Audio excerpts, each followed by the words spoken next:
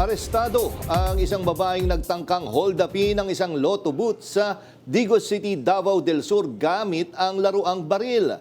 Sa inis ng biktimang kahera, sinabunutan niya ang suspect. Yan ang umarangkadang balita ni Noreen Igonya.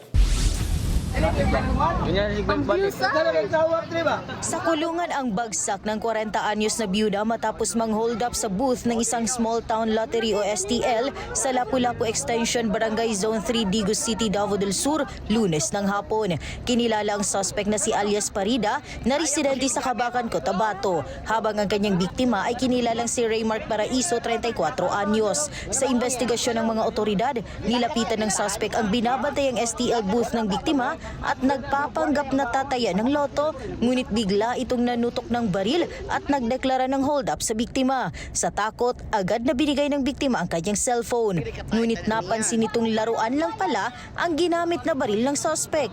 Nakipagsabunutan ang biktima kaya nasukol ang suspect. Agad naman itong inaresto ng rumespondeng mga pulis. Una na rin umanong tinangkang hold upin ng isang STL outlet umaga nung araw na yun, ngunit wala siyang nakuha kaya kinahaponan sa ibang booth naman siya ng hold up. Na-inquest na po siya kahapon. Ang kaso niya is robbery with violence and intimidation against person. So generally, no bail recommended yun. Kasi dalawang beses siya ng hold up isang araw.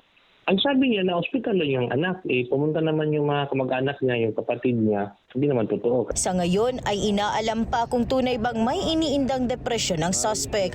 Ayon kasi sa kanyang mga kaanak, nag-iba ang ugali ng suspect matapos umanong masawi ang asawa nito. Mula sa Davao, Noreen Igonya ng PRTV News, nagseserbisyo para sa Pilipino.